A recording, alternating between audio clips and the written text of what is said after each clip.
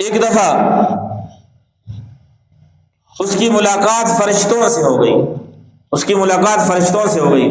فرشتوں نے کہا کہ کہاں سے آ رہے ہو؟ استقبال کیا فرشتوں نے ان کا، کہاں سے آ رہے ہو؟ سیدنا آدم علیہ السلام نے فرمایا کعبۃ اللہ سے آ رہا ہوں، طواف کر کے آ رہا ہوں۔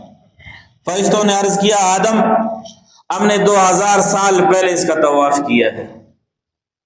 سیدنا آدم علیہ السلام نے فرمایا پھر طواف کے دوران تم کیا دعا پڑھتے تھے؟